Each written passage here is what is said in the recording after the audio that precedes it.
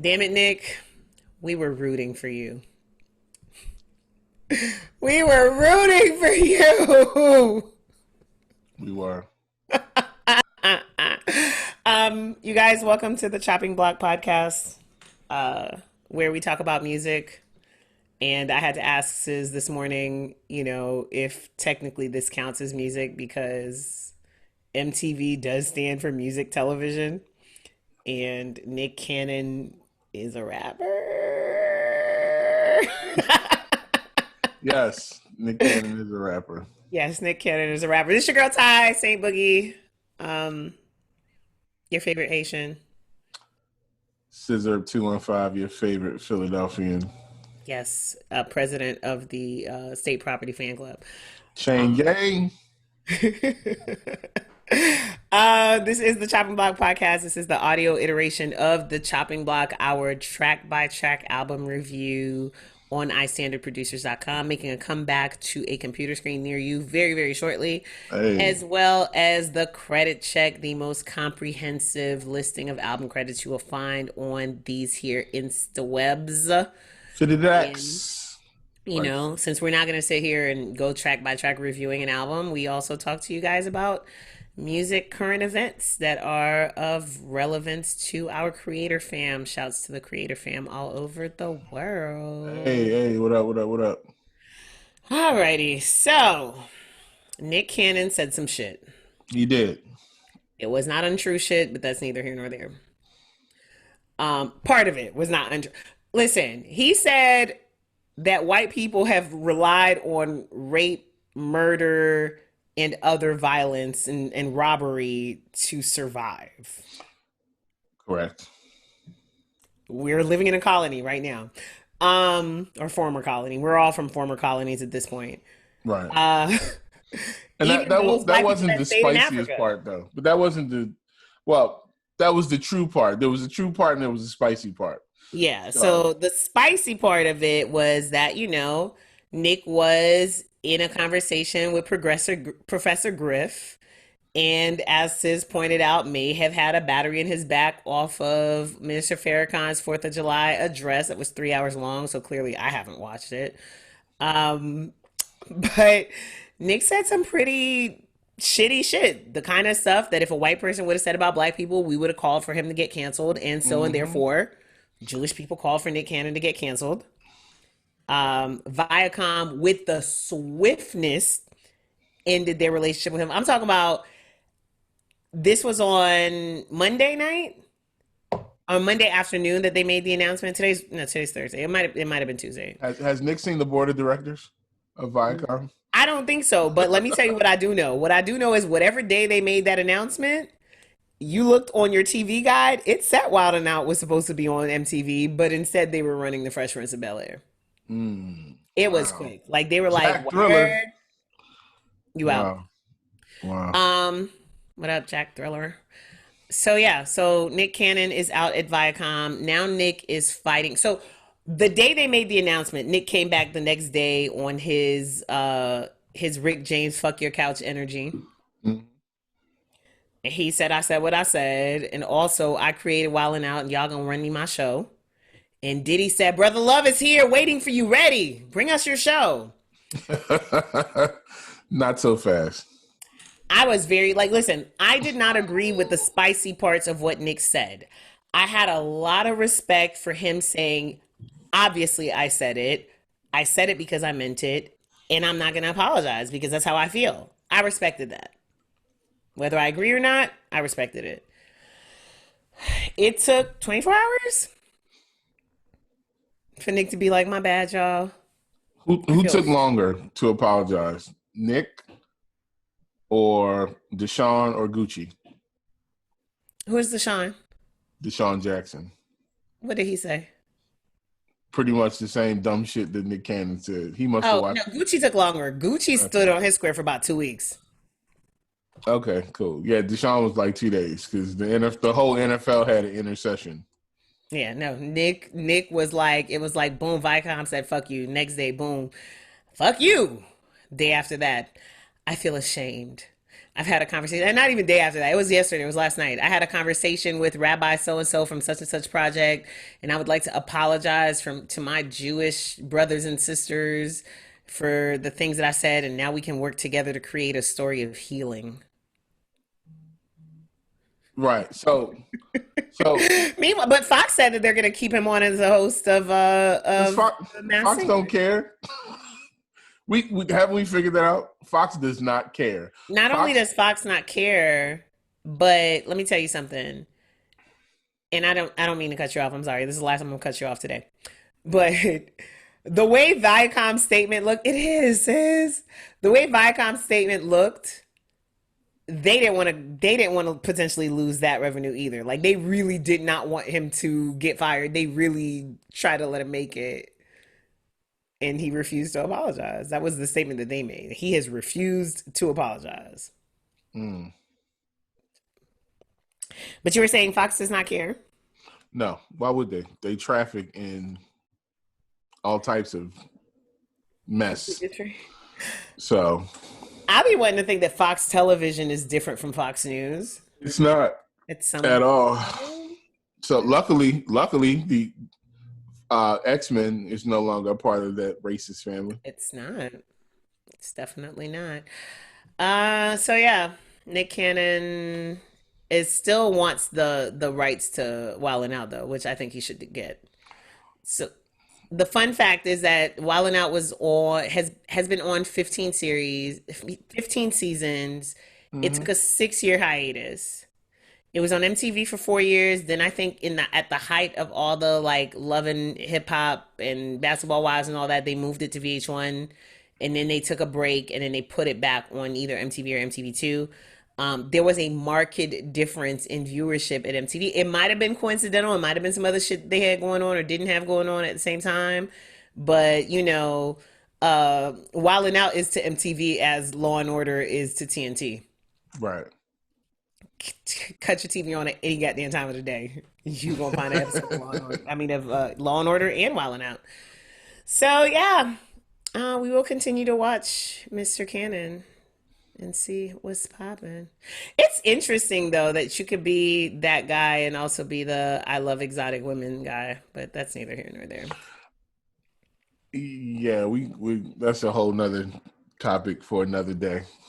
Because I saw a clip of his show where he was talking to somebody from the Nation of Islam, actually, who was just like, so you just gonna not date black women? Like, how does that work?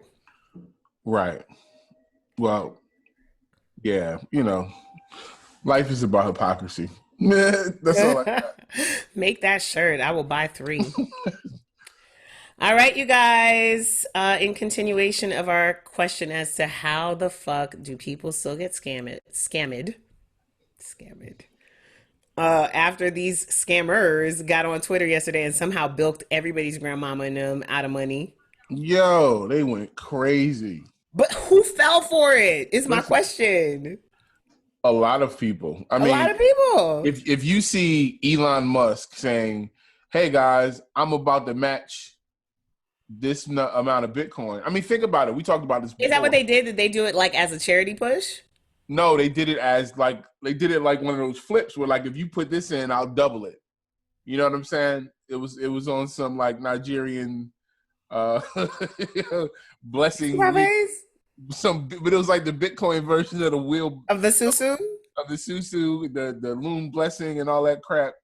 But they did it from high profile accounts. Like all the more reason for you to not believe that shit. If Ciz is like, yo, Ty, put in 500 and then you'll get back 1,000 in 6 weeks, I'm like, I bet. If fucking Khaled is like, yo, Ty, put 500 in, I'm like, nah, no, I don't believe this. This is not, no. And the funny part was, I found out because Anonymous was laughing at him. Dirty Snares is telling on himself in our chat. Hey, don't make me have to go testify, sir. Please. Yes, Bitcoins are untraceable. That was the beauty of what happened. So y'all just gave away free money.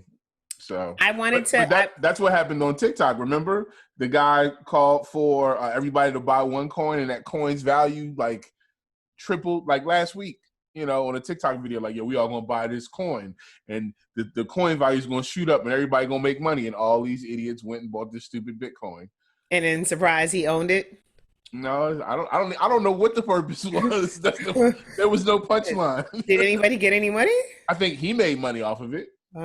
They were buying in after the fact, but he had already bought in. So I guess he had a set amount, and they telling them to buy it made his value go up.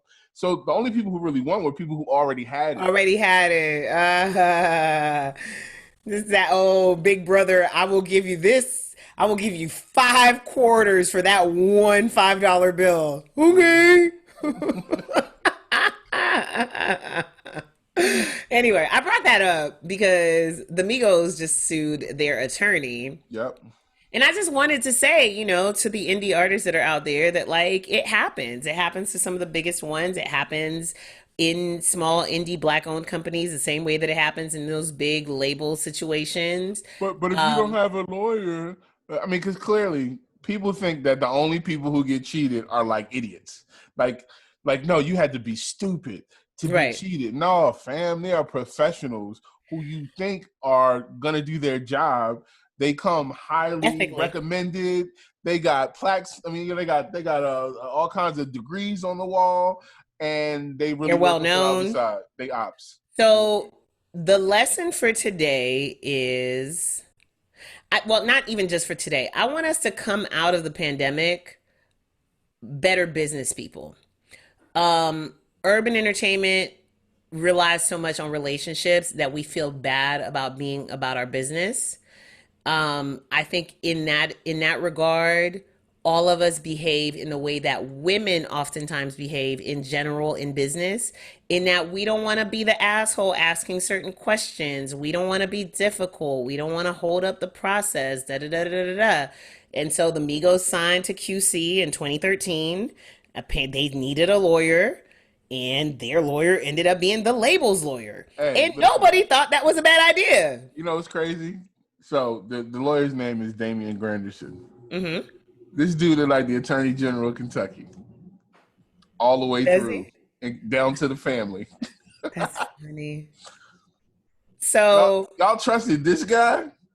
Well, so here's the thing that jumps out at me about this is, before I knew what this lawsuit was about, P from QC had issued this, like, I can't believe that we've created all these opportunities for these guys. He didn't say their names, but he posted a picture of the Migos yesterday and said it's unfortunate that the same people that we create opportunities for want to turn around and and we've always been ethical about our business. But the lawsuit ain't even against you. It's against the lawyer. But he felt the type of way because you're not supposed to give your clients your lawyer. He feels some type of way because they was in on it. This is what I'm saying. Because if the lawyer did that shit and you didn't know, Ciz, if your lawyer did that shit and you didn't know and you found out about it through a lawsuit, you'd be like, what? Why you ain't come to me? But of course I would have known, because if you're my artist and I sent you my lawyer, then I know what the contracts look like. And I know that the contract is more beneficial to me than you.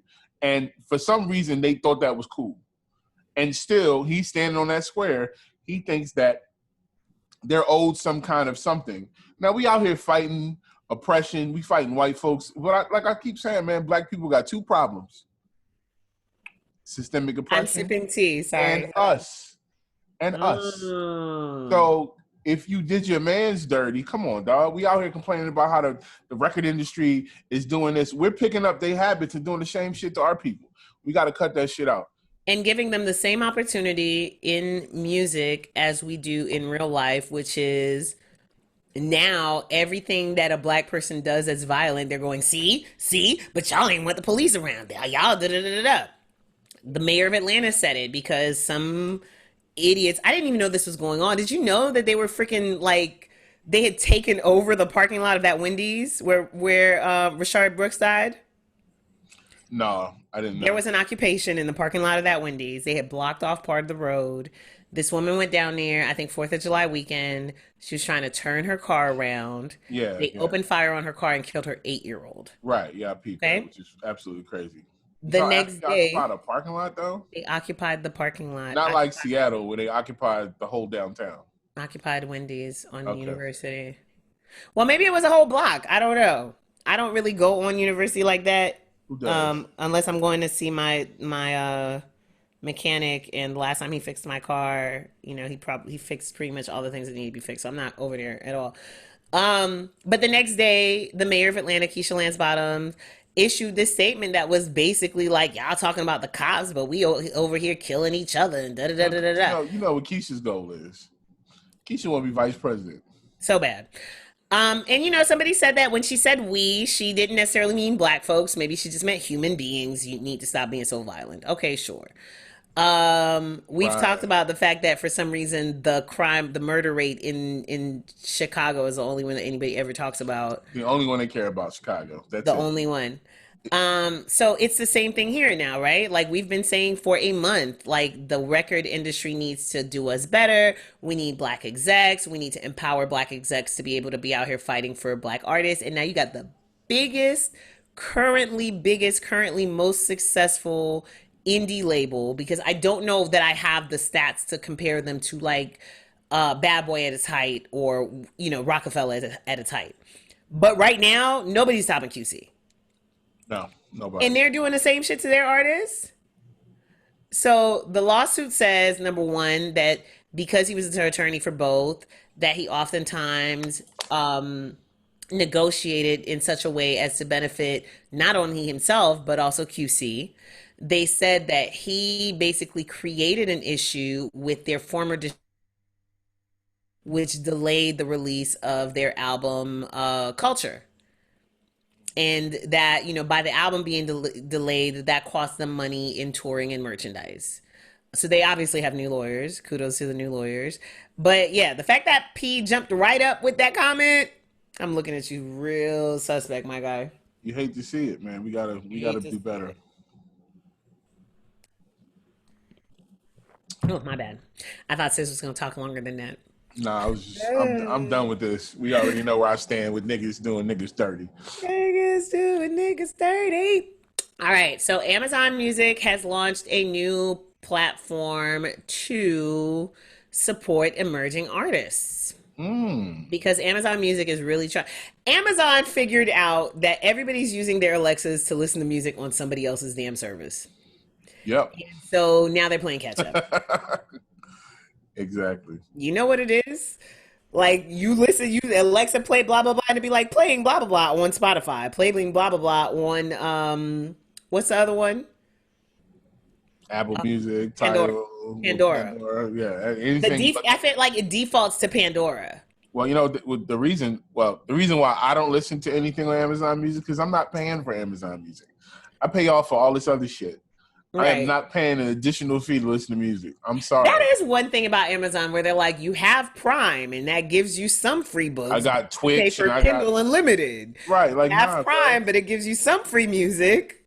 They just need to figure out a one umbrella price that's decent that people could look at and be like, I don't mind paying that. Right. It could be $15, but I'm not going over that. Yeah. With YouTube, it's like YouTube. You get the unlimited, no commercials. You get the music. You get, all these other things. I'm not, and then you get YouTube originals also. Right. I'm not paying. I already paid for Amazon Prime. Right. The delivery service and all that stuff. I'm not paying y'all for y'all. You just reminded me that I've been paying Amazon $3 extra for some like all black platform of content that I've never watched. What? I've never watched. I never heard of it. Yeah, I'm gonna look up my bill and tell you. Amazon Black. No, it's called like shea butter, ebony, some shit like that. Listen, Amazon has reached Google status where they can just throw money at certain projects. Like, but I keep forgetting to watch this shit. Every month I get this $3 charge. I'm like, the fuck is this thing? Oh yeah. Yeah. Anyway. ABC just came out with their streaming service yesterday. Yes, Peacock. I saw you not liking it. It's interesting. I'm not paying for Comcast, so I'm gonna check it out. It's actually not bad once I got in. Okay. But the problem with every rollout of these apps is they're not prepared and they don't have the deals. So it's not on Fire TV. It's not on Apple TV. It's on Roku. I think. No, it's not, or it Oh wasn't shit! at drop. Right, so you're dropping it, but like we can't use it unless it's on our phone. I Ta-da! went to the web browser. And it's like, oh yeah, you got to use it on your phone, or your tablet. Un-ta-da! Tat on. I'm trying to watch Is my it soccer on? game, sir. Is I'm it trying to on? watch my Is it soccer on? game on in all its glory on my big TV. Is it on Comcast on Demand? Maybe. No, they had it separate. So normally, soccer comes on NBC, obviously NBC or NBC Sports. They were like, oh no, we're putting it on Peacock. So I'm like, cool, I'm gonna wake up, I'm gonna get Peacock. I woke up and I'm like, where the fuck is Peacock at? No, but that's what I'm saying. Is Peacock on the on demand platform? No. No. Shit. So I had to Put it on go your computer and then stream your computer to the thing. No, I had to hack it. They have the good thing about Android is you can get the APKs, which is basically the installer files. So I got the installer file from a website that I'm not going to mention, and I side-loaded it to my Amazon Fire TV, which you could do. You just made my head hurt. Sorry. I don't know that. I'll give you a tutorial. It's really one link. You just got to see the dope thing about Fire TV. It has its own browser and download. Yeah. Okay. So I just downloaded the app and installed it directly from the website. That makes sense. All right. So this Amazon service, it's called Breakthrough, and they started with 6 artists across genres, across borders. So Kiana Ledé's on there. There's a grime artist named J1. There's a German pop artist named Malik Harris. There's a R&B singer. I'm sorry, a country singer named Gabby Barrett. And so basically what they're doing is, elevating all those artists so that they're promoted across programming and playlists internally, but also cross-promoted through Amazon Originals, which is, how they do any of their original TV shows, and also on Twitch. I need some of this Amazon money. They're getting like a line of merch and everything. So, like a good... Who we need to talk to, Ty? I actually have an Amazon Music plug. All right. So we'll make that happen. Say less. He said say less. Okay. All right, Ciz. We've come to your favorite part of the current events. Uh-oh. It's time to talk about verses. Except you and I already had this conversation. We had this DMX Swiss Beats conversation like a month ago. We did. Right? Yep. Where we pulled up, so, for those of you who missed that conversation or who haven't seen it, the next versus battle is Snoop Dogg versus DMX. Mm-hmm. And the internet is losing its shit right now the way that they did over Fab and Jada as to who will win. Yes, they are. A lot of bad opinions. Lots of bad opinions. And when you and I talked about it way back, what I had surmised was that, yes, Snoop has a huge catalog, but does Snoop have a huge... Does Snoop's amount of widely appealing singles, is it really as high as niggas our age and Cali niggas think? The reason why I say that is there's a lot of songs on Doggy Style, for example, which Doggy Style by itself, let's just flat out put it out there. Doggy Style sold 11 million records worldwide. It sold 7 million in the US. I don't know if that 7 is part of the 11 or if it sold 8. It has to be, right? No, it's not. It's separate. So it's 18 total. I believe so. Okay. So Doggy Style obviously was a huge record. Don't quote me, boy, because I ain't said shit. It came out, at a time where you didn't have the option of just streaming or just downloading your favorite song. So there are moments off of that project that have become part of hip hop cultural identity. I didn't know until you and I had this conversation a few weeks back, or me and somebody had this conversation, that These Nuts came from that album. I just thought that was some shit that we were saying. Nah, I didn't know. I didn't know that's where it came from.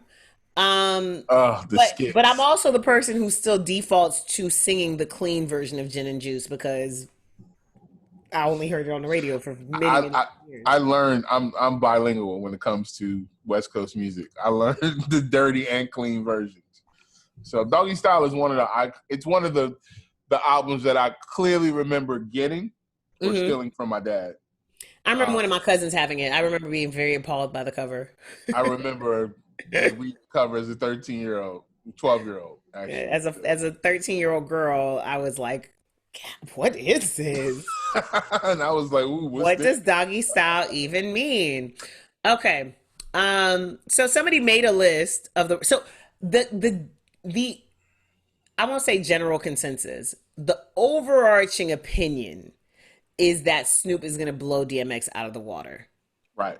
So we had a conversation also about DMX and Jay-Z and just DMX in general. And I think a lot of people, I don't know how, but I guess a lot of people forget that DMX was the biggest artist on the planet for a couple years. And he sold a lot of albums, and he has 5 number one albums. He's got a Mm-hmm. lot of songs, a lot of iconic features, including 24 Hours to Live, all kind of major records. And he can pretty much, like I said, you can only play 20 songs. You can only So play 20 songs. we know Snoop has 20, but DMX also has 20, which makes it a fair fight. Yes. And I think that's what you want out of a versus. You want Yes. a competitive fight. Now, Yes. prior to, we thought, well, some people thought Nelly had 20 songs. I didn't. I But didn't either. but he clearly didn't. I couldn't think Right? of 20 Nelly songs. And so the thing that kind of pushed me over the top with X is, you know, I think I'm a bigger general fan of Brother Earl, like in who he is as a person, uh, over his music even. Mm-hmm.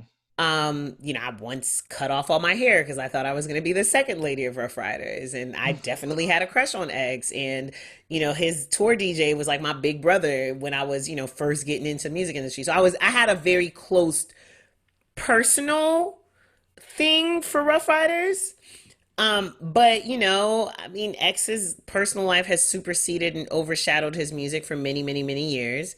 But I saw DMX. Were you with me at South by last year when he did? No, we had a show that night, so you were Right. at the I Standard House, and DMX did a show I think at Revolt House, and in that moment when X is there performing those records and hyping it up, you remember how big some of these records are that you might not Mm-hmm. think of. So the people that's like, oh, all he's got is What You Want in Rough Riders Anthem, like, shut the whole entire fuck up. That's not even remotely close to no. Y'all loved Who We Be. Y'all loved a bunch of, a party up in here, something like that. So, um, but like you said, he has that record. I think that also, what I was saying before is that a lot of people, when they're thinking of Snoop's catalog, somebody posted a list. I think it was my homie Motown Lee. Shouts to Motown. Motown is LA than a motherfucker. Um, and he posted a list, and I looked at that list, and I was like, "There's at least 5 records on here that I've never heard in my life." Yeah, I don't know. So I can easily make a 20 song Snoop list. I can make a 40 song Snoop list, and you know all the songs. I just feel like Snoop has such a wide catalog that a lot of people have like certain things, like certain Yo, songs dumbass they said he like. gonna bring one of the Marleys out. I saw like from the church to the palace, and I'm just like, that wouldn't have made my list, or something from like his Bush album, like that might have resonated with some people, but I'm just talking about hits. Straight I'm talking hits. about records with Pac, and like I'm talking about Death Row records, him and Dre, even like Down for My Niggas. You know what I'm saying? Yes. Like Snoop's got those records, his Pharrell records, like he's got those go-to bangers. I Want to Rock or Drop It Like It's Hot. Like Snoop's got those. So he's got 2 songs called What's My Name. And DMX has got a song called What's My Name too. So Right. I'm just They're both the dog, whatever. right. So the 2 good points that I heard were this. Um, one was shit. One I just forgot. We got you. One is that it's really about the way the playlist is curated more than anything else. Bottom Yes. line, that's really what it comes down to. Um, Depending on what order they put everything in. Hold on a second. I Depending on also what order they put everything in. That's going to sway you. That's going to be what gives you certain rounds. Is if you just fucked around and put the wrong song against the wrong other song. I also think we're scared because of previous lopsided battles Yes. that's become a thing. I don't think these guys can mess up like that. I I don't don't think they think can I either. don't think either one of these guys will But pull Fab Fabulous. shouldn't have. So, we can't put nothing out. And but here's the thing: Fab's not in the same airspace as these two guys. Shout to Fab, but he's not in the same. If we had to put rappers on levels, power levels, Yeah. Fab is a notch below these Yes, guys. absolutely. The other thing was that Snoop's most recent hits are so big that they overshadow anything that X has done because people are counting Living My Best Life. People are I was counting just All about to I say Do Is play Win, Smile, which I right? don't know why anybody's counting All I Do Is I'm Win not playing that. Please don't play that. because Snoop is all the way at the end of that record, and there are a lot of times where you can hear that song and not That's not hear even that part that would be pandering right there. You don't even have to play that in the Snoop battle at all. at all. So in any case, when is this happening? Let's pull that up. Yeah, but AJ said this battle shouldn't even be happening. No, it should be. There's been Okay, a lot of AJ. speculation, but I'll go with the dog versus dog thing. So also y'all can tune in with us. Hopefully Ty will come hang out with us. When is this? This is going to be we I don't got know it when these things next happen. week. It says next week. What day? Did they give a I day? believe the 30 July 22nd. Yep. So July. it's gonna happen on July 22nd. You can watch it on Instagram or Apple Music. AJ thinks it's too imbalanced. That's interesting. It's not imbalanced, sweetheart. I don't agree. I'm sorry. I hate to put my auntie voice on it, but no, baby, it ain't imbalanced. Yeah, I don't think it's imbalanced at all. I think they both I have. won't go so far as to say that X will beat Snoop. I 100% know that he's not blowing him. Snoop is not blowing X out of the water. So we had fun yesterday, and me and the homies put together a list of records, and we had no problems coming up with 20 records for DMX. Now, Mm-hmm. I am a huge Snoop Dogg fan, but I'm also an East Coast kid, and I was around and very much a part of hip hop during that period where DMX was the biggest rapper on the planet. And we got to remember, Snoop was around. Mm-hmm. Jay-Z was around. Mm-hmm. DMX was still the biggest The rapper on the biggest planet. artist. On the DMX planet. was still the first Movie, person to TV, sell a platinum record, to go platinum twice in a twice calendar year. twice in 1 year. So Not in a 12-month period, no, in a in a calendar year. calendar year. Right. And the second album didn't sound like leftover records from It's Dark and Hell is Hot. Completely different. That's a completely different vibe. It was an evolution I hadn't seen, because It's Dark and Hell is Hot is exactly what it sounds like. And we got to realize this is the same time Jay-Z came out with Volume 2, Mm-hmm. which was Hard Knock Life was one of his, that was his commercial breakthrough, but X was still the biggest rapper on the planet while Jay-Z was doing that. Right, exactly. He definitely was. So, we will see. And also, when we were looking at just pure numbers, DMX's first three albums sold, like, you talk about Doggy Style, that's 7 million over its lifetime, right? Right. DMX's first three albums did the same thing. And in none of Snoop's other albums have been more than maybe double platinum, but I don't even think he has that many of those. So, anyway, I'm here for it. Well, It might be fun. Snoop's got the longer musical career. Absolutely. Snoop's got the longevity, but X has 20 songs. Definitely. Easily. Which brings us to a conversation about making playlists and songs that people forget. Yeah. So I think prompted by the conversation about T.I. and 50 Cent doing a battle, the Hip Hop DX made a list, but it might have been earlier because they had a first list that they made in June. Okay. Called 20 near classic rap songs you forgot existed. And that got so many clicks that they made a second list, because clearly it wasn't because the first list was so correct.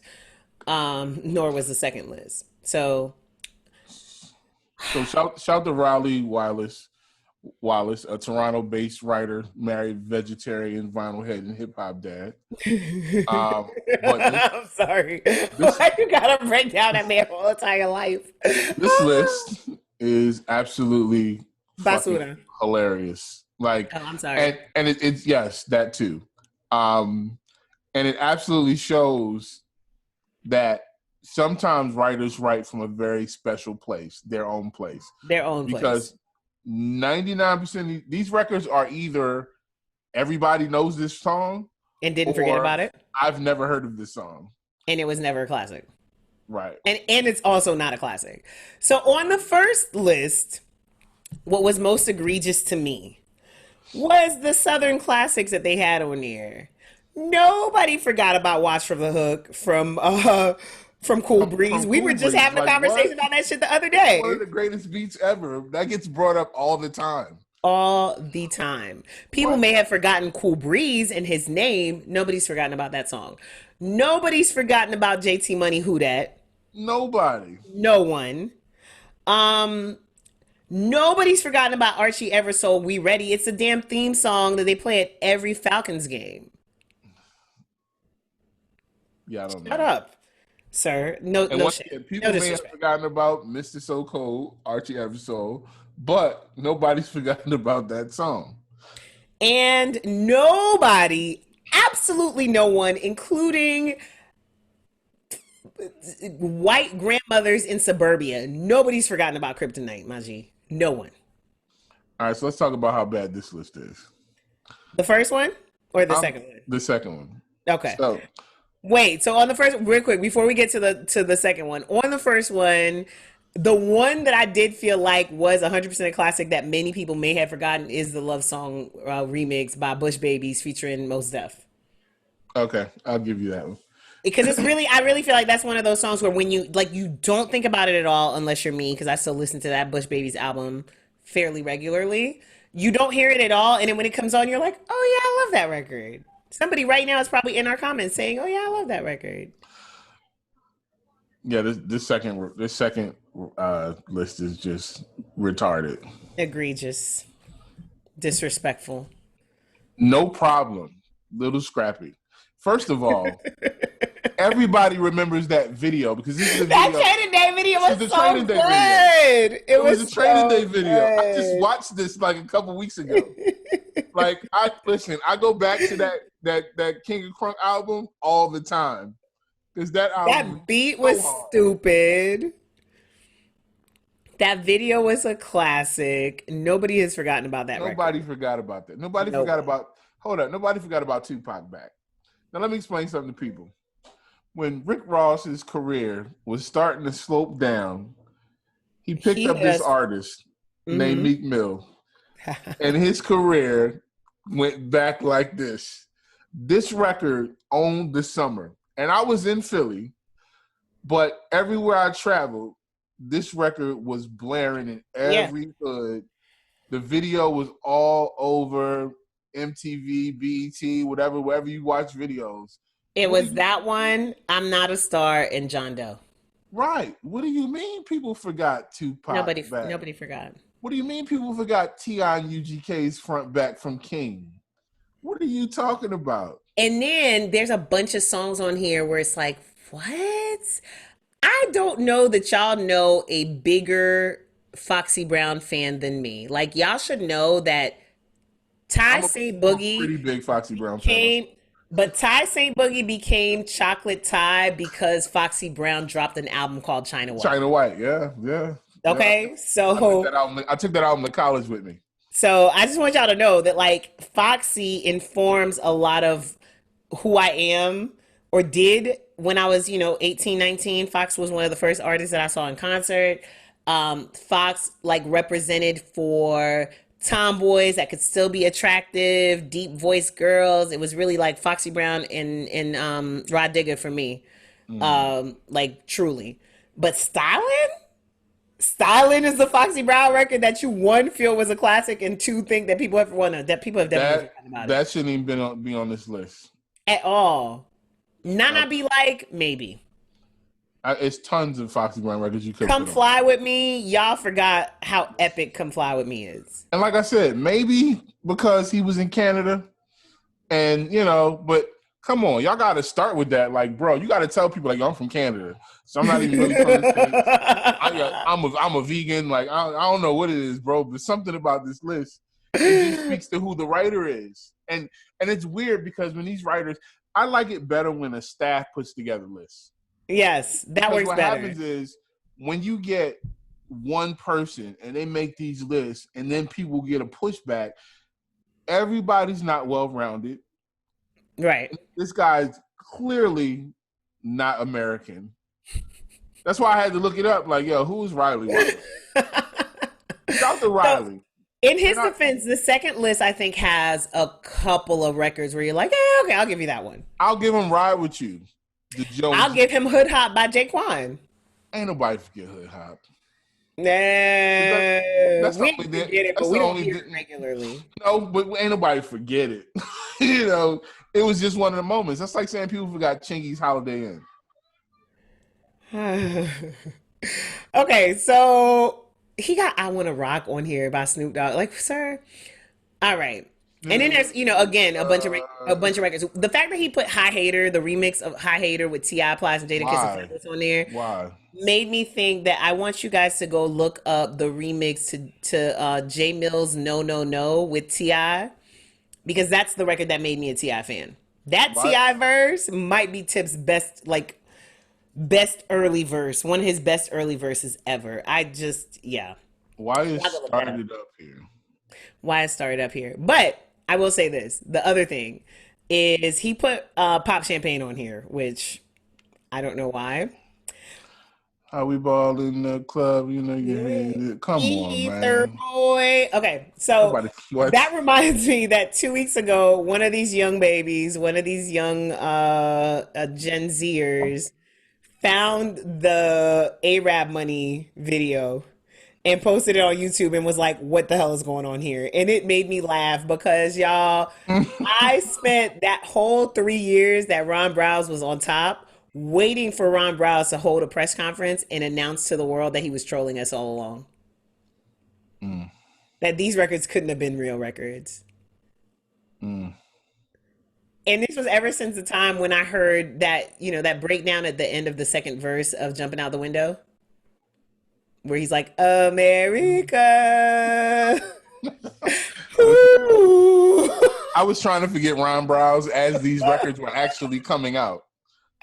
Once again, this Ron Browse. This takes me back to my New York days when I was walking New York streets. This shit was bubbling, and I was just like, "What the fuck? What is going on?" Just like remember before Wankster officially came out, and you would just hear that damn beat coming out of people's cars as they were driving away. You're like, "The hell is this?" Bro, that was like Wankster was a cultural moment. It was. And that girl's booty in the video. I don't think I've ever seen that. There's a 2-year period where I didn't have cable, and there's a bunch of videos. She walks in a convenience store, and that's look. If we had Twitter, she'd have broke it. I don't know what we had back then, but we was talking about it. I don't know where. MySpace? No, AOL. AOL. Yeah, shout to AOL, man.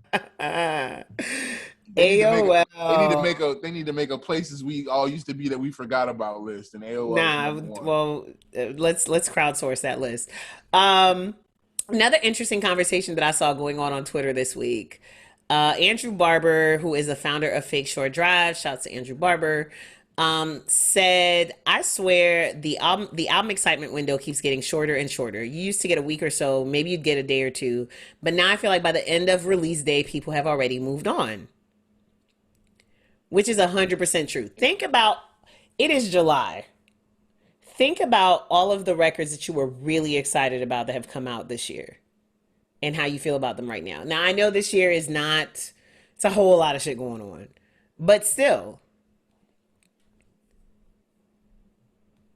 It's a lot going on. But in the midst of a lot going on, I don't even remember what albums I was excited about this year. J-Lec? For a sweet second. But like I said, it's too much happening in real life.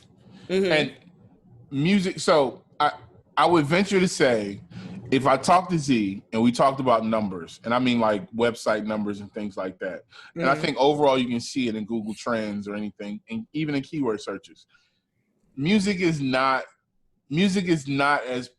as popular of a go-to on the internet right now as it was in the past 2 years. Simply I would venture because to argue that because there's a bunch of artists that are breaking these number records, like these Billboard records, and when you talk about Juice World being predicted to break the numbers for Michael Jackson's posthumous album, and you talk about, well, I mean, a lot of them were for numbers for this year, but so you think that they're generally trending down? music is generally trending down Okay. as a topic of interest. Like if you go to Google Trends right now, you look, like it'll show you what everybody's talking about right now. So like a couple days I went and I looked and it was Naya Rivera, right? Everybody was talking about that. Music is not in that top list anymore, or it's going up and it's going down. We get excited about things, but then something else happens, coronavirus or social unrest or whatever, and then it completely shifts. People are not holding on to music and browsing these sites and and dedicating their time The to music. researching and really caring about it. They're still listening to music. You I'll know, give you one better. That people are more concerned about the artist than they are about the music itself. well, that too, but it's a distraction because here's the thing, right? When you go on the internet, you have a set amount of time. You can look up something, and it's like, what are you going to look up? Right? Right. Are you gonna look up music? Are you gonna read that extra article? Are you gonna go in depth and like pay attention? Or are you just gonna listen to the song and keep it moving? You You're know? right. I'm looking at the top 10 for yesterday, the top 20 for yesterday. Mariah Carey is the only artist that's on that list, and she's at number 17. Yeah. It's a lot happening out here. And as somebody who works in the music space, I'm not mad at it because we need to focus on other things. Music needs to be in the background a little bit because I feel like we got too into these artists and too into their lives or whatever. Um, and we need to focus on some of these things, like the fact that they went and stood in front of Breonna Taylor's house, and a bunch of prominent people also went out there and got arrested, including YB Corday. And You know, Portia Williams. yeah, and But the cops who killed Breonna Taylor are still fucking on these still streets. free. So, um, yeah, So okay, so but what Z said from DJ Booth that I thought was definitely a good point also was that he said the window was open wider and stayed open longer when albums released on Tuesday, because the album came out on Tuesday. You had Wednesday, Thursday, Friday, Tuesday through Friday to kind of sit with it before you got into the weekend. Now the album comes out on Friday, you go straight into the weekend and whatever that means for you in your life. But for most of us, it means family, chores, work, hanging out, whatever. And so we're not spending as much time with these records as we were before. right. And I prefer Friday actually, but I understand what he's saying. It makes sense. We're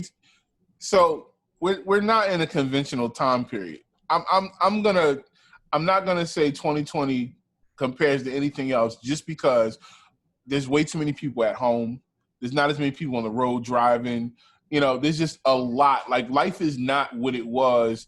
People's routines are not what they used to be. For me to even sit here and say, well, Tuesday versus Friday, ain't nobody going to work Monday, Tuesday, Wednesday, Thursday for the most part anyway. Now because we got this pandemic going on, people going to work and they're going home. Right. You have a The few idea is people. that there are still some people going outside on Fridays. I don't know. I mean, for me, music is like, okay, it drops on Friday. I'm consuming it. You know what I'm saying? And I'm waiting until the next Friday for it to come out. It's still the same cycle. It's 6 days. Yeah. Yeah. Well, in any case, in that same general spirit, before we even saw this conversation happen, we did decide that we're going to do a best of the year so far review. We're going to pick 10 albums, which we've crowdsourced with the assistance of our creator fam. The list that we got, there were a lot of like things that everybody said, like Alfredo, of course, Jay Elect, Tiana Taylor's the album was definitely, something that we should be talking about. But like, I didn't see anybody say anything about Janae Aiko, which was a very good album. which was a really good album. And which was an album that, broke like Beyonce records. So we're gonna go through the list. We're gonna narrow it down to 10. We're gonna give each of those 10 albums 5 minutes of conversation. And we're gonna do that on some kind of a video chat platform so you can see all of mostly my facial expressions when people say wild shit. Mm-hmm. Oh, you guys. All right. Let's get to this week in music. Oh wait, hold on. What I forget? One more thing we got to talk about. I feel like there was something else that just popped in my head that I forgot too. Okay, but what's yours? They done shot my girl Meg in the foot. Yeah, I'm trying to wait till all the details are out on that conversation. I mean, on So that we're just, situation before we're I just talk gonna about it. have a really brief conversation on this because this is a big thing. Yes. Um, we don't know the details. So Sunday, Tory Lanez got arrested for possession of a weapon. Megan Thee Stallion was purportedly in the same vehicle as Tory Lanez and was taken to the hospital due to cuts on her feet, is what the original report said. Then Meg came yesterday on Twitter and basically said that she was shot and underwent surgery. And it was the result of a quote, deliberate act to hurt her or to inflict harm on her. Like she said that, like, yes, I got shot. No, it wasn't like some fluke accident, basically, is what she said. What she didn't say, which I think is very much of note, is Tory Lanez's name. No, at all. At all. Nothing. And that's Not to fine. accuse, not to Well, exonerate. and one of the things is, he had his own situation going on. So that might have been the best thing for her, just not to speak on that because that was, it was what it was. Yeah. If people think we're together and I get shot and you had a gun and you didn't shoot me, I'm gonna say, hey, by the way, Ciz didn't shoot me. Yeah, I don't know about that one. I don't either. I think we're starting to reach. If it's a case and I had something going on, first of all, Tory got booked for a concealed weapon. Right. So if you shoot somebody, you get booked for attempted murder. They're very, very different charges. He got booked for carrying a concealed weapon. Way different charges. Like we just need to. No, and I mean that's why I was like, I'm just gonna wait until more details are out before I even. And I haven't mentioned it on my news segment. I haven't mentioned anything about it. People are talking about apparently one of Meg's producers tweeted something to the effect of Tory Lanez is over, or it's over for Tory Lanez, some shit like that. I've seen people on the internet being like, oh, he just pulled a Chris Brown, which y'all niggas act like that really stopped Chris Brown's money in real life, unfortunately, or whatever, however you want to see it. I don't know. I don't know. And we might not ever get all the details. Do you know why Kendrick was trending this morning? No. I want somebody to tell me why Kendrick was trending on Twitter this morning. Didn't know about that. Very perplexed because by the time I pulled it up, it obviously had been trending for a while until I was at the point of the internet where people are just throwing Kendrick's name into tweets that have nothing to do with it. Like this guy who was advertising that he can customize soccer jerseys for 4,000, and then I had to realize that he was talking about 4,000 naira, like the Nigerian money, which is $10.36. All right, you guys. For those of you who somehow missed the whole first half of the show, this is the Chopping Block podcast. I am Tai, St. Louis. I'm supposed to say Saint Louis. That is the flag of my country right there. And he is Scissor215 on these Insta webs. We can now talk about new music that was released last week.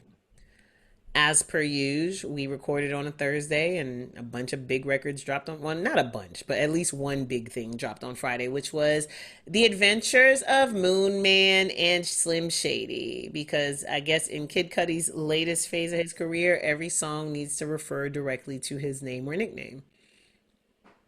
The Scots, Moon Man and Slim Shady. I guess that's his thing right now. Um, so Eminem's flow did not completely annoy me on this record. No. Yay for that. Sound a little different. Had a lot of important things to say about police brutality and dropped the names of quite a few victims of police brutality. So kudos to him for that. This song is from a forthcoming project. I'm not sure yet what Cudi's doing. So Cudi also has a TV show coming on HBO. Okay, which is dope. And it's a show lives in Italy on a base with her family. She's been there for a really, really long time. And then this boy moves there from New York with his two moms. And so they strike up a friendship. He's really shy. She's the center of her friend group. Blah, blah, blah, blah, blah. So I'm reading. I found that a lot of these news articles these days are lacking vital details. So I'll be trying to find shit. And all I could find was that Kid Cudi was in this show, but I really could not figure out what he was doing. He plays the girl's dad, my nigga. That's how old we are. Wow. Kid Cudi is the father of the main character. Yeah. And then his daughter announced this song when this song was getting ready to come out. His real life daughter. Yeah, we are old. There you go. Dad rap for the win. Black Thought had told us that he was going to put out a song for his new project, which drops tomorrow.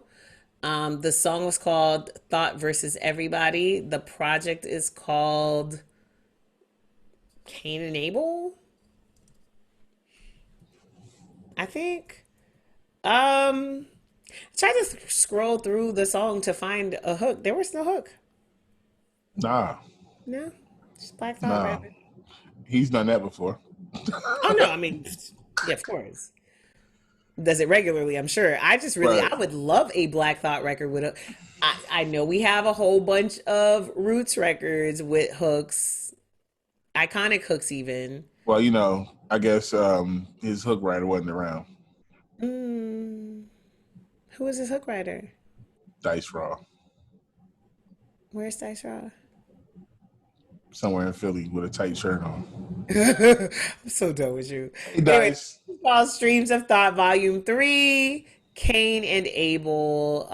It is being produced by I know the producer because he worked with Sky Zoo on a project when I was working with Sky Zoo, but it's not coming to my brain right now. Hold on, you Also, guys. shout this guy who had some kind of procedure on his vocal cords. He did. So get better, Holmes. We are sending you lots and lots and lots of healing energy and love.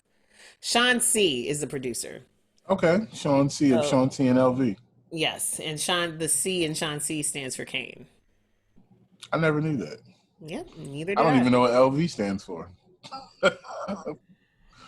Louis Vuitton. Okay, sorry.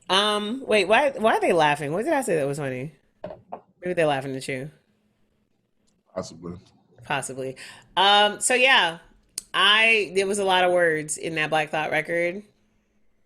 I wanted it to be, like a single. Nah, so Black This Thought signals makes to me that music. this album ain't for me. Black Thought makes music for people who want to hear Black Thought rap. I've been hearing Black Thought rap my entire life. And I know Black Thought, I know Black Thought can rap. So I'm okay. I don't have to hear this. I listened to it. It's good rap. I enjoyed it, but I wouldn't go back to listen to it again because it doesn't have the value of, The news here would be if Black Thought dropped a horrible rap record, like just had just one off ass line, like just right, one. which we know is not going to happen. Black Thought is the perfect. But see, here's the conversation. Like, it's weird because people gonna be like, "Oh, he just in Black Thought." Listen, Black Thought is the perfect rapper, He really is. but that has nothing to do with music. And y'all gonna have to understand, we've had these conversations before that like there's a lot of horrible rappers who make great songs, and there's a lot of amazing rappers who cannot make a great song to save their lives. Black Thought happens to be like Neither neither one. of those things. But Because we just know he's gonna rap, and that's yeah. cool. Somebody wants to hear it, dope. Listen to it. Black Thought is rapping his ass off. If that's what you want to hear, then you go right ahead and listen to this. You know who else is signaled to me that their project is not for me? But I kind of already knew that. Juice World. Yeah. And I'm not saying anything disrespectful. I'm not going to speak ill of the dead. But y'all, if you've been listening to the show for all these 28 weeks that we've brought you this show, that's 7 months, you guys. Mm-hmm. Shit. Well, yeah, it is July, duh. Okay. What you know is that I am very good for peeking my head in the room, being like, oh, this ain't for me? Cool. Y'all enjoy. So, Juice World dropped the second single from his project, and it actually came out, I think, last Thursday, right before we recorded, so we didn't get to include it. But it's called Come and Go, featuring Marshmello. And I was like, yeah. So here's my problem with posthumous albums, right? I feel like, especially with these younger artists who didn't really have like a strong producer or an identity. Mm-hmm. What is this clown talking about? We got bots in the chat. Shout out to the bots. I feel like we made it. People who don't have a strong like base, like not like a Tupac, you know, mm-hmm. who had a strong identity, a strong calendar. He had strong producers who worked on his music. Mm-hmm. I feel like people are taking these kids' music and doing whatever with it. Mm-hmm. And we've seen this before. Life After Death was an album that Biggie completed before he passed. Right. And then after everything that came out after that was trash. Man, I almost fought my Google Home speakers today because some remix of What's Beef came on, and I kept asking it to skip, and it wouldn't skip. That shit was so trash. So horrible. And y'all, like, have we talked about the fact that Life After Death is one of my favorite albums? No? It is. One of my absolute favorites. Go ahead and get Lewis Carlson up Block out of the here. bot. He's a producer in Korea, America, and England. Okay. Maybe he's not a bot. Well, whoever he is, this ain't what we talking about, Lewis. It's not, Lewis. Get with the get with. Okay. Who else did we have this week? So Warren G has officially minted what we've been saying, which is that Ty Dolla $ign is the new Nate Dogg. Yep. I feel like Warren G Ty Dolla $ign song should have happened years ago. But it's here now. And I'll take it. I'm a fan of Ty Dolla $ign. There's a new record by Warren G called And You Know That, featuring Ty Dolla $ign. It sounds very much like what you remember Warren G sounding like. Warren G has not made an attempt to come and join us into the 20th century, 21st century. And I'm not necessarily not okay with that. Like like 50-year-old OGs at the barbecue deserve new raps too. Oh, this sounds like a summertime barbecue party vibe. Somebody about to get shot. No. Because it's just a hood. It sounds like the record that your uncle with the linen pants and the sandals is gonna try to put you on to. Absolutely. No, this is in all seriousness, this is a dope summer vibe. It's classic Warren G.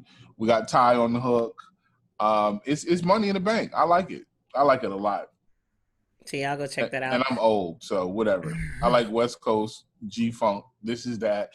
If you don't know, there's no G-Funk without Warren G. So if y'all didn't know, Warren G is the G in G-Funk. Where rhythm is life and life is rhythm. Lupe Fiasco dropped the song. He did. Kinda Interested, featuring Virgil Abloh. So more interested. Song is 6 minutes and 49 seconds long. Y'all lost me. The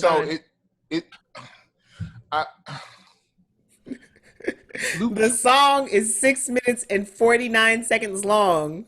So it's a song about standing in line for sneakers. Sure. And the excitement that goes into that. And I feel like it's supposed to be a metaphor for other stuff. Because Lupe Fiasco is also somebody who's really good at rapping and right. But once again, good at concepts. I feel like Lupe is losing me with the artistic part. You know, if you go back, you listen to Superstar, you listen to Kick Push, listen to Lupe's old music, those were records.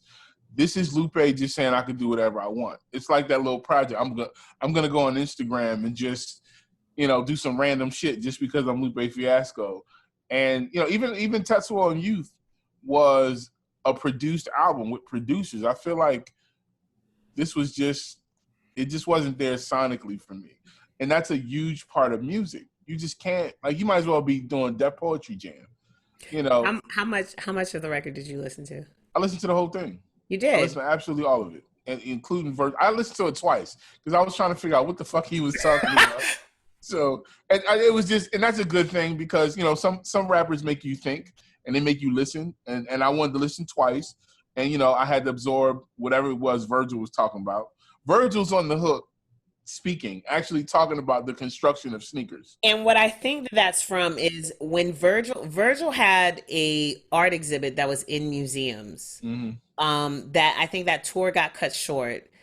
Either cut short or ended here in Atlanta, but I know I took my nephew to see it at the High Museum here in Atlanta the day that it was wrapping up in Atlanta. And Virgil's story in general, I feel like Virgil is becoming one of those people that is becoming a bad guy because hype beasts just make everything intolerable. But his story, the fact that he's a kid of immigrants, the fact that his parents made him go to architecture school because, the immigrant parents don't respect none of this shit that we doing over here. You're going to go be a what? An engineer? Okay, cool. That's what we thought you said. So he went to architecture school, got his degree, and was good at it. And then said, okay, I've gotten this degree to satisfy y'all. I'm going to go over here and do this. And so then you get to understanding how his knowledge of architecture informs his design.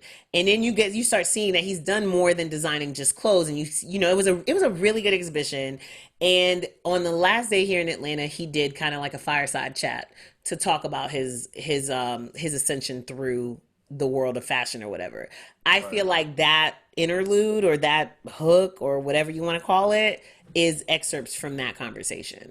So I also feel like he is starting to become this caricature.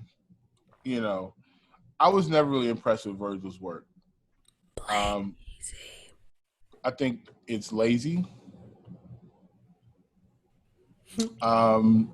I think it's overpriced.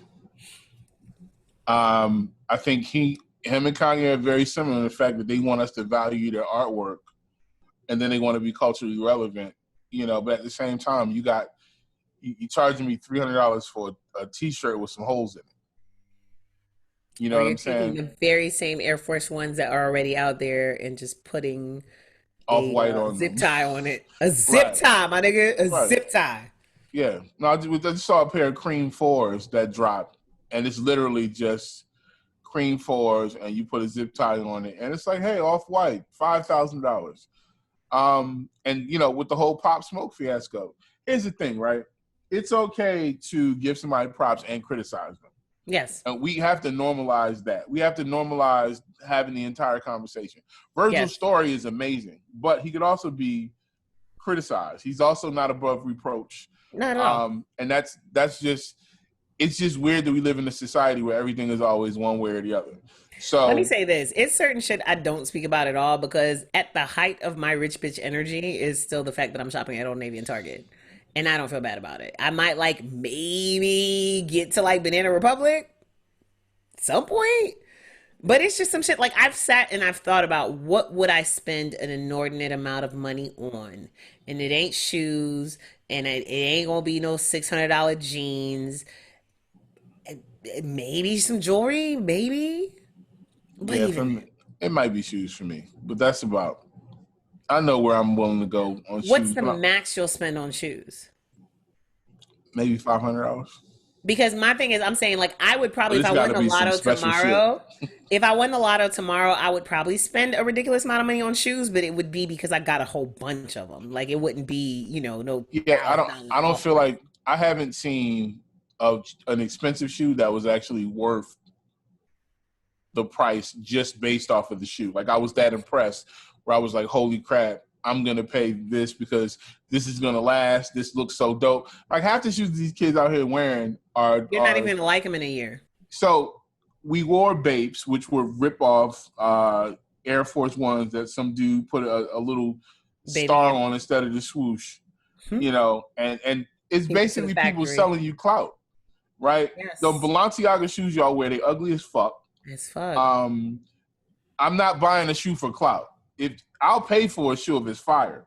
Right. I'm a big Jordan fan, Nike SBs. I'm a fan of Adidas. Like, I'm a fan of shoes and the construction and the style, and I'll pay for that. But I'm not paying for clout, dog. I'm not. I want y'all to know that if I won the lotto tomorrow, there would be like a whole corner of my shoe closet because I would have a closet just for shoes. And a whole corner of that would just be Air Maxes. It would be all the Air Maxes and all the colorways that I've never gotten to buy all these years. Yeah. But it's also that like if you had a pair of Air Max 96s that you bought in 96 that you kept in good condition, you can still wear them shits in 2020 and nobody's looking at you crazy. No, because I all we're don't even doing is remember what sneakers you recycling. were wearing a year ago. They just recycling the shoes that we wore anyway. So, Basically. And putting like some neon on it. but yeah, Anyway, as far the as the song is song there. goes, it was it It's just didn't six do it minutes for long. me. It's a good attempt. I just want to, like at this point, Lupe's over there and I'm over here, and I'm a big fan of Lupe and his work in the past, so I'm gonna go listen to Kick Push. um, why has YG yet to figure out who he is as an artist? I think he has. Has he? I Because do. this swag song is really all over the place. I think YG is a clown, and I mean personality-wise, not like he's Please, clown. somebody throw up some twisted fingers somewhere for But protection for us. I feel like he's having fun. Okay. Like YG's like the serious gangster dude who's also got a sense of humor. He's also like more fun than people give him credit for. Like watching him and Dave, that was kind of like, yo, don't shoot me. I'm just kidding. You know what I'm saying? Like it was kind of like one of the vibes. Yo, get him. Like he's the dude that like threatens your life, but he's only joking. Right. But he knows that you're scared and he's having fun with the fact that you're scared. But Right. it really could switch up at any moment. At any moment. At any moment. He could be dead serious. There was a project that he dropped a while back where he released a documentary to go along with it. Not a documentary, I'm sorry, it wasn't a documentary. It was actually a short film. And it was really good. And at that point I really wanted to be a fan of his. And he's had, I think, some really, really big records that I'm a fan of. This new record is called Swag. It's it's not good. So I like the record. I just think that it's anything. It's anybody. Like I might have liked it if I didn't know it was a YG record. You're right. The one thing that I think YG's missing is a producer. I don't think YG has some. I think YG is the dude that go in the studio like, this what the fuck I'm doing today, bitch. Instead of having a producer say, yo, this is the vibe we going for. Like nobody's shaping his sound. He's just doing whatever he wants to do. Like, yo, we're going to do this today. And it's worked for him to an extent so far. Why would he do anything different? But once again, you put together certain artists who have a producer or a sound, then you know who they are. Like, we know who Tiger is. Yes. No matter what, we know who he is. We know it's probably going to be DA, at this point. And we know it's going to be some girls in the background, dancing, and we going like it in the club. I don't know what YG's sound is. Like, I don't think somebody should have been there when he did that, like the Cholo song or whatever it was, and said, bro, you should put a Mexican person on this, not a Colombian, because you're running around looking like like you're from the barrio, but that guy's not from East LA. He is not. He is not. And those little things matter Matter. when it comes Definitely. to the overall touch. And I just feel like YG's music doesn't have that overall polish. It's just like, yo, I'm talented.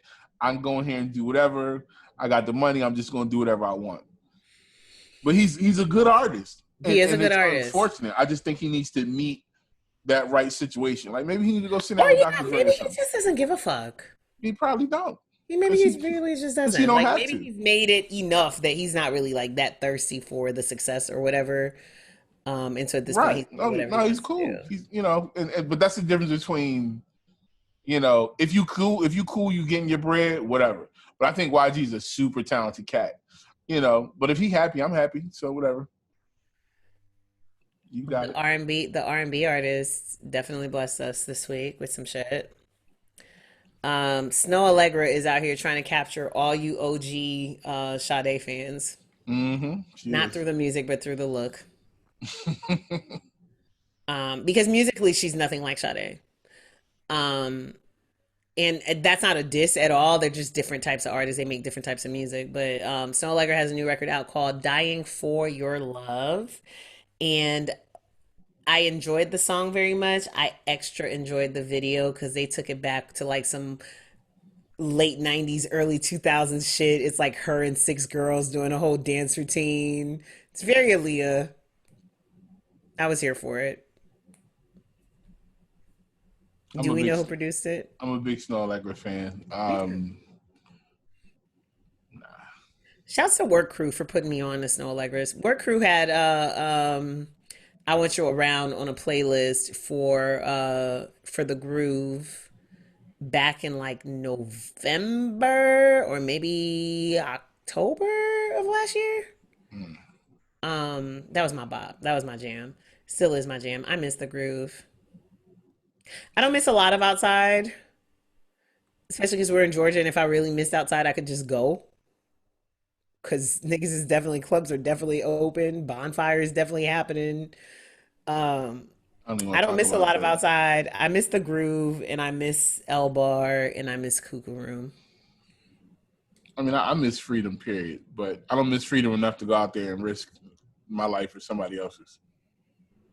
I don't Did miss you see? freedom that much. Freedom, Did, freedom, freedom will return at some point, and I'm did just you trying to see be this? alive to see it. Did you see the stat that said that we could probably get rid of this thing in like 4 to 8 weeks if everybody just wore fucking masks? Just wear the mask. Yeah, we've already seen that in the rest of the damn world. Like the rest of the world has this. Well, most of them, except for Brazil, has this thing figured out. And Right. they don't even want us coming to their countries They don't. because we just, oh god. In our defense, a lot of people are locking back down right now. So like we're not the only ones that didn't get it all the way or that got excited too quick.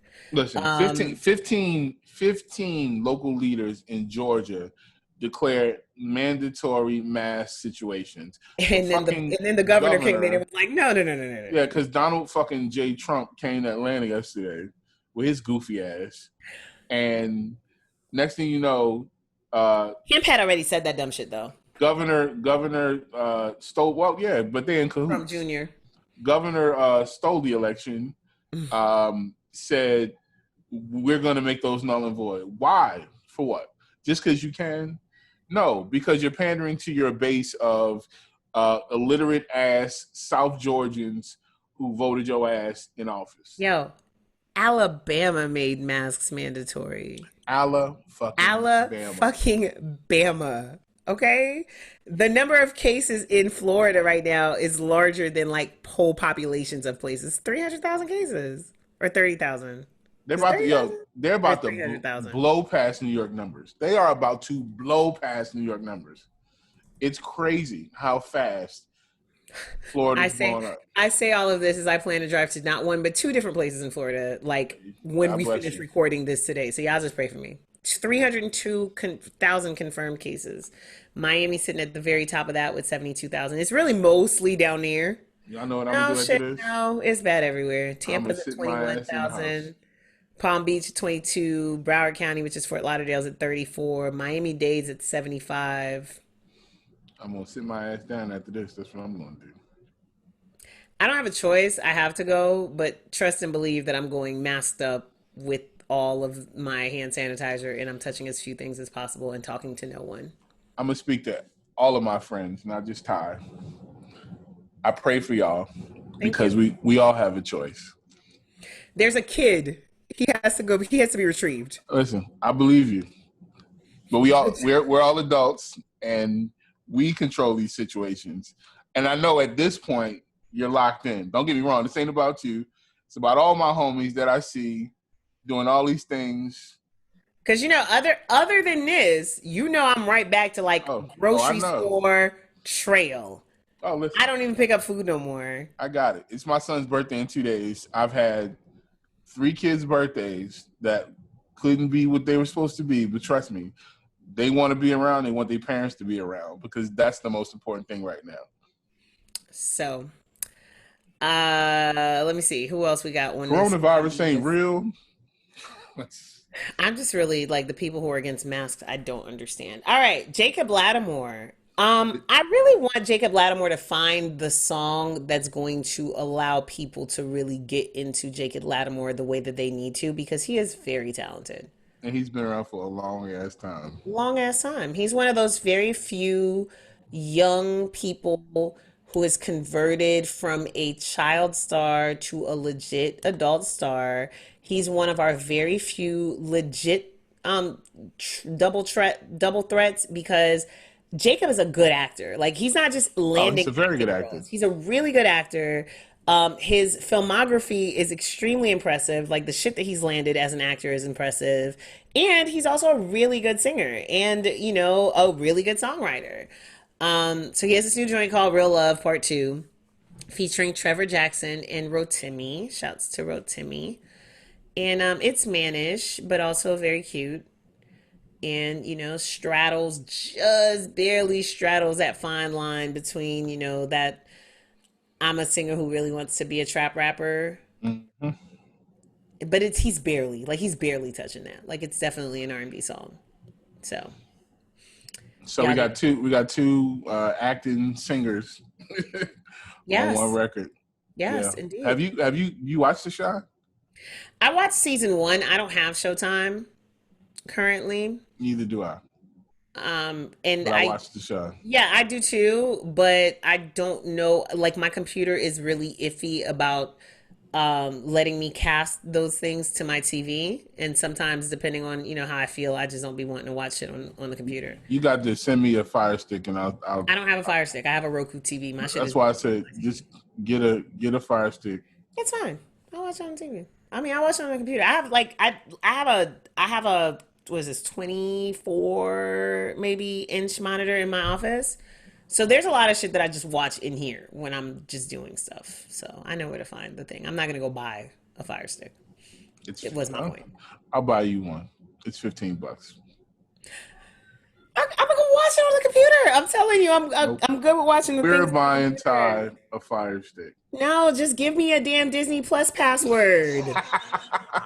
Thanks. Hey Trent, what up, Trent? Hurry of me asking. I can do both. How about that? That works. Which reminds me, Dave is an amazing show, and the way that they ended that show with his little freestyle was perfect. I mean, the way they ended season 1. I don't know if it's coming back for season 2, but it was really good. It better. Kudos to Dave. Dave was lit. Dicky. I wonder how much of that is real.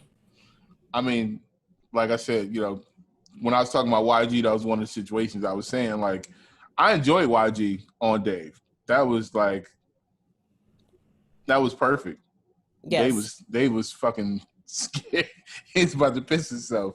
Absolutely. In studio sessions, but nah, Dave's a dope show. If y'all haven't seen it, check it out.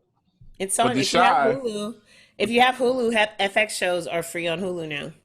But The Chi is also something that people should really be watching right now because Lena is addressing some pretty big issues right now, and the current storyline has me on the edge of my fucking seat, waiting for the next episode. So, a lot of my snooty writer friends have said that the show is really good, and that Lena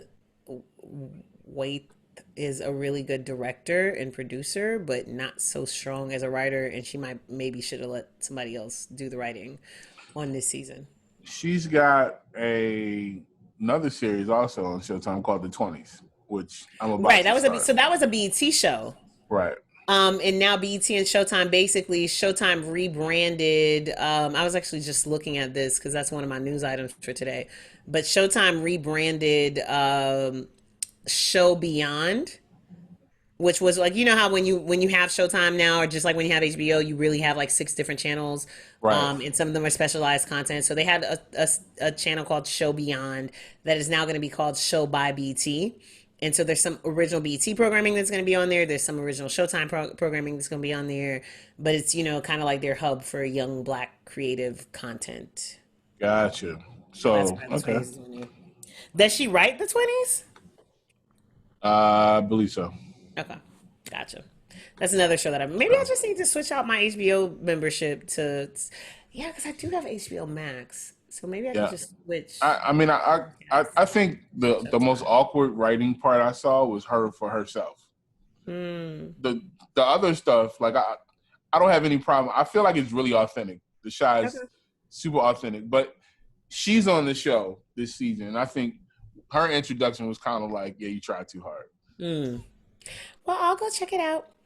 And then the other song that we had on our little list here that we enjoyed was the new joint by They called Play Fight featuring Tinashe.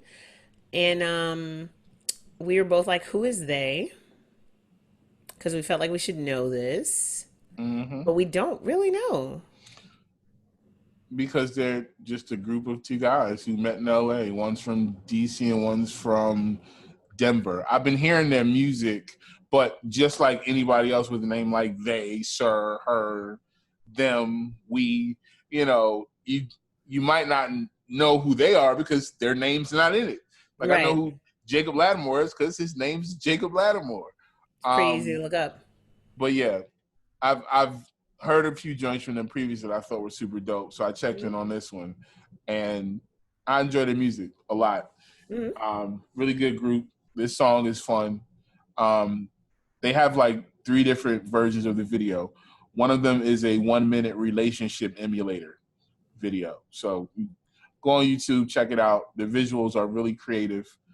They featuring Tinashe. Good summertime vibe song.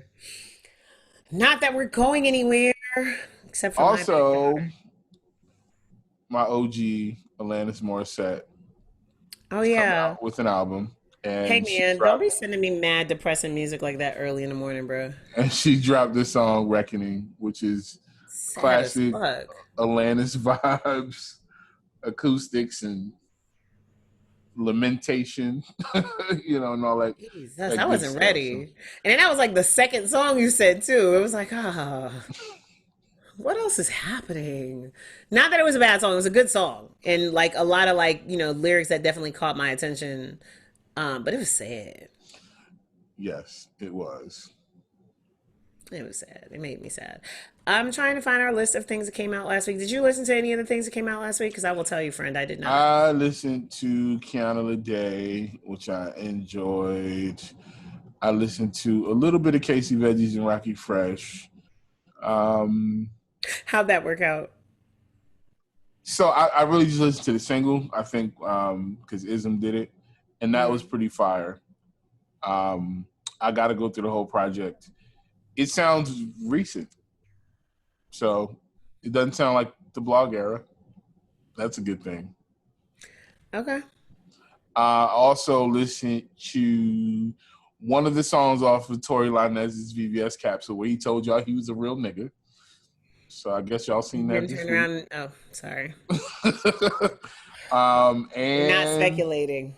So I did what I missed was I didn't know Rhapsody put out an EP, so I'm gonna have to go back and check that out. Yeah, she put out an EP, 6 songs. Shout out to the homie Crank Lucas in the building.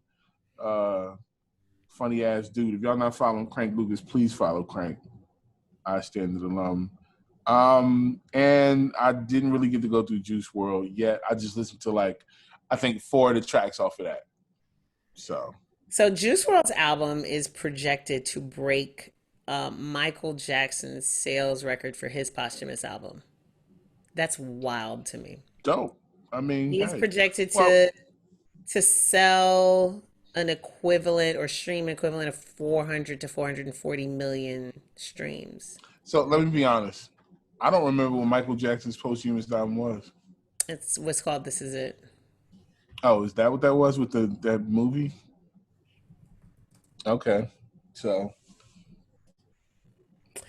Yes, there was a movie called Michael Jackson's This Is It. yeah, I just once again, if of all the things Michael Jackson did in his life, that wasn't the thing that I was like, oh yeah.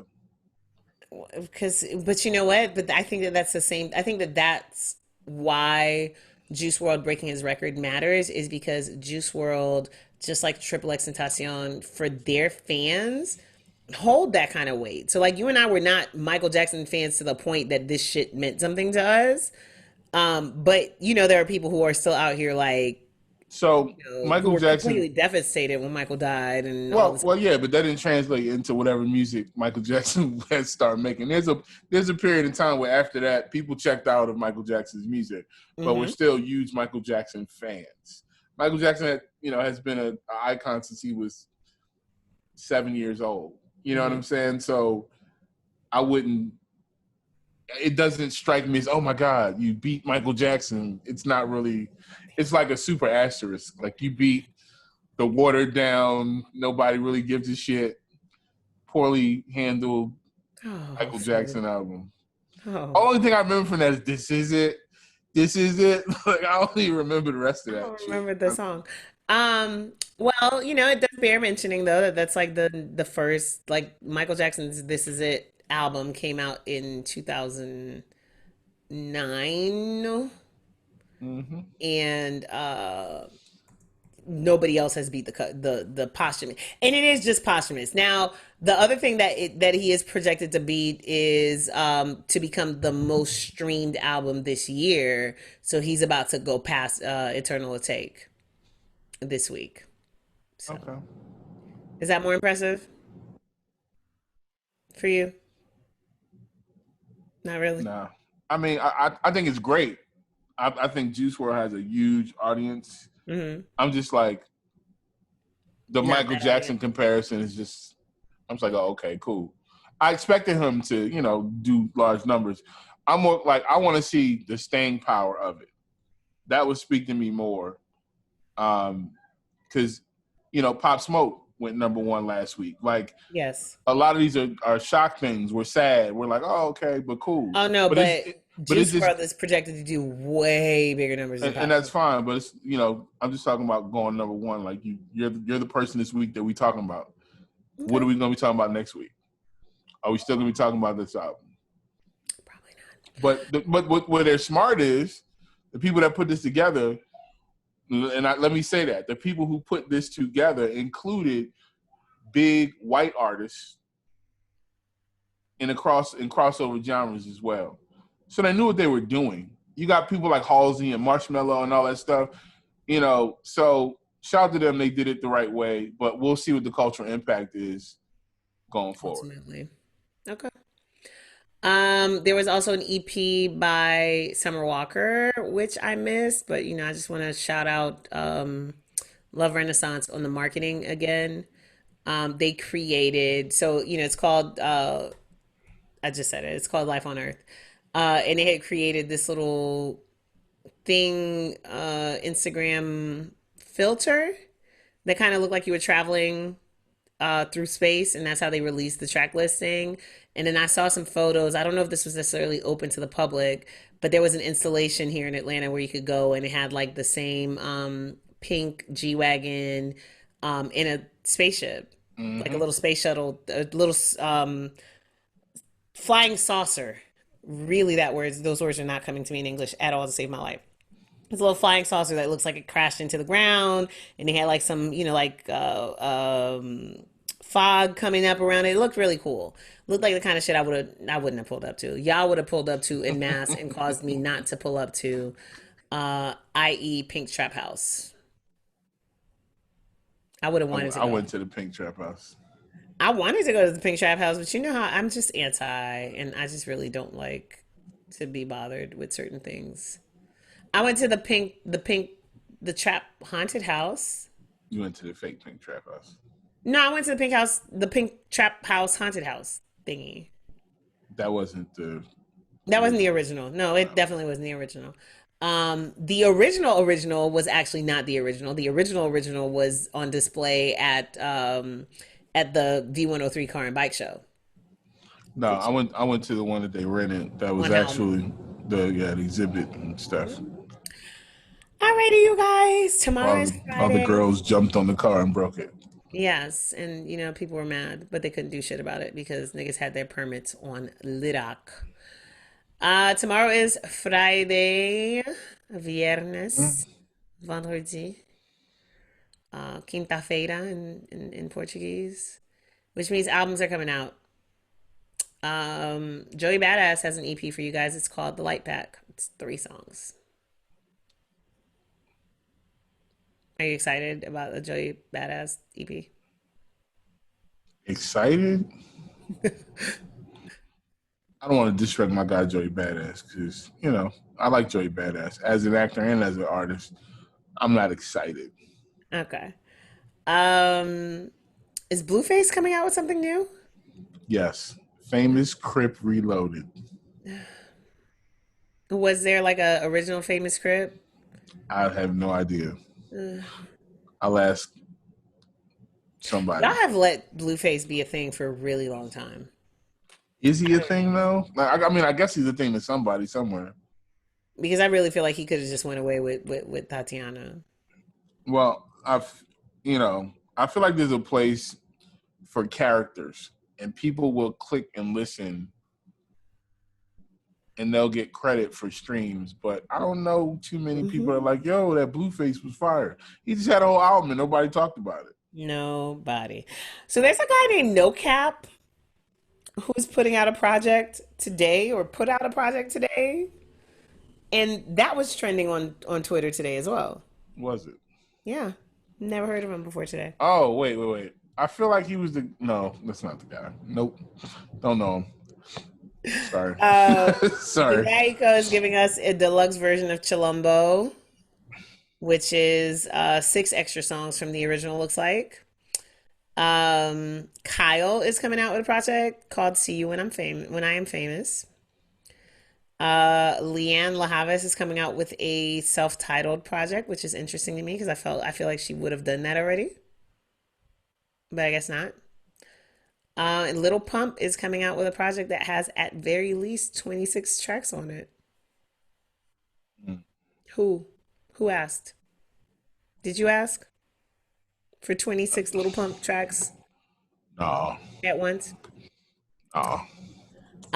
Pink Sweats on the other end is giving y'all a EP called The Prelude, which I'm assuming means it's a prelude to whatever next project, first project. What maybe has he had a project out yet? Like an album? Don't know. Well, this new EP is called The Prelude. 6 Oh, tracks. maybe it's the prelude to his album. That's what I'm thinking. I feel like Her did that already, but cool. What, called The Prelude? Oh, a bunch of people did it. A bunch of people did it. It's fine. We don't get very creative about album names or club names. It's been a vision in almost every city. Anything Miami or Atlanta comes up with, somebody else in the world is going to recreate it in their city as a club. But yeah, so Pink Sweats. No, he does have albums out. There was a volume 1, and then there was also a volume 2. Oh, okay, cool. And they're saying albums. They're not saying like mixtape or EP. So yeah, The Prelude coming out this Friday. What sticks out in your mind, like when we do this review of the best albums of 2020 so far? What jumps out for you? Did we mention Ellie Goulding? We didn't, because I can never pronounce her name properly. I don't know if it's Eli, Ellie, if it's Golding or Goulding. So you handle that for me. Yeah, You're Ellie. more cultured out of the two of us. Ellie Goulding's coming out with her new album, Brightest Blue. Ellie's got a great voice. She's a really good artist. If you haven't, check her out. It's better than listening to Little Pump and Blueface. I feel like I always want to my brain always wants to confuse her uh with Ellie Fanning. I don't Mm. know. Or Elle Fanning, because it's not even Ellie, it's Elle. I don't know. My brain just I feel like they look similar to each other. Maybe I'm just being hella racist. Yeah. So yeah, Ellie is she's English, so she's over there in the UK. Um, she's got a great voice. I feel like we did something years ago with her management. You did. Yeah, I think she has the same manager as Charles Hamilton, actually. Okay. So yeah, all right. So of the things that have come out this year so far, what jumps out of your head if you had to say three? You know, I tried to answer this the other day, and I couldn't really come up with anything. Um, I'm really drawing a blank on what happened this year. Especially since March feels like it was 6 years ago. Like March, what man? And then try thinking about January. What is up with Genius and these capture codes? I'm not clicking the image containing the boat. What happened? They got these capture codes that keep popping up. We have to make Um, we have to make sure you're a human. oh, right. I guess this hacking thing is out of control right now. Everybody's acting up. Oh Lord. But Yeah, I don't really remember what's come out this year. Like I'm really gonna have to go through and look at like what we've put on credit checks, um, and see what I enjoy. because I completely forget January to March. Only thing I remember about that time period is my birthday. And I really don't even remember. Well, I mean, I remember like my birthday trip, and then that's it. I don't remember shit else What do you guys in IG think? What name some good albums from this year so from far. this year 2020 so far? What albums have really stuck out to y'all? And also, if you're in the I Stand Creator fam, drop an album in the studio chat and let us know what albums have stood out to you so far in 2020. There's a thread. Please find it if you can. If not, just like, at me or at Ciz so we can find what you're talking about. Yeah, I don't like for me, I feel like I know for a fact that I'm forgetting some shit that came out that I was really excited about or really impressed with or whatever. Definitely J Elect, definitely Chilumbo. Oh, Um, okay. I feel like this stuff not like Eminem's album. I feel Meg like came that out was this year, right? I feel like Eminem's album was 1,000 years ago. V, I feel like Kate Trinata, didn't we listen to the Kate Trinata album while we were in Miami? Or was Yeah, that the other? Flamagra. Okay, so Flamagra. So he came out with that was Flamagra, and December. then he came out with a deluxe. Ah, okay. Lil Wayne came out with an album this year. How about that? How about that? I forgot. Yeah. What was the one that I just said? Jesus Christ. It was somebody I just said. Yeah, there's a lot like Jesse Reyes. Holy. Okay. So I'm shame on me for forgetting Jesse Reyes There's a because lot of shit. that was definitely one of my favorite albums of this year. Oh my God. Colores by J Balvin came out That's this right. year. That's That right. was See an that amazing one. Okay, yeah, see. A Boogie with the Hoodie, Artist 2.0 came out. Yeah, we okay. Yeah, It's our been some brains are stuff. there's some Tame stuff. Impala dropped an album. I gotta go back and do some. Yeah, we Yeah, got to go back through. So look, so we're gonna get together with our trusted right squad, and we're going to invite some of the other homies. So again, if you're part of the creator fam and Bad you're Bunny's interested in definitely joining there. us in those conversations, we'll be doing that next week. And then hopefully after we do that, we're gonna go back to our regular schedule of like reviewing shit every week. Yeah, Kalani Lord too. will. Jay. Okay, okay. Some stuff happened. This year is just weird, man. Because It's weird. It's you so said weird. Colores, but we also had Meg dropped Sugar, Uzi dropped Eternal Take, and Bad Bunny. And and the other one, Yeah, Love versus the yeah. World. Charles Gambino, 31520.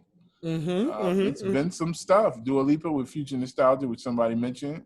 That Joyner Lucas, JD, So, so Party Next Door, drop Party Mobile. right. Right. Jesus Christ. Yeah, it's been a lot this year, you guys. We might have to do 20. We might have to do 2 parts. This year is muddy. This year is so weird. Somebody Thundercat said when they were talking about the DMX versus Snoop Dogg versus somebody said, "Did you feel the same way about Primo versus RZA?" And the person answered, "That was 3 years ago, my nigga. Come on." 3 years ago. It really feels like three different sound systems ago. Come on, dog. We had a whole new vibe, man. We done had pianos. We thought we were gonna be outside. Right. No, it's a whole different thing. Anyway, you guys, we thank you for joining us on today's episode number 28, you guys. This is 28, man. 28. 7 months we've been doing this, and y'all been rocking with us, and we appreciate it. The chopping block. I can't believe y'all like this shit. I can't believe you and I stuck to this shit for 7 fucking months. Kudos to us. Man.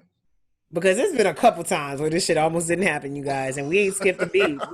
Did we skip 1 week? I don't even think we skipped. No, we skipped 1 week. No, we had one taping where we completely messed up the whole taping and had to do it again. And we figured it out. Y'all had no clue. But yes, the chopping block is the audio iteration of 2 most popular sections on iStandardProducers.com. That is the chopping block where we go track by track and review albums, as well as the credit check, the most comprehensive listing of album credits you will find on these InstaWebs.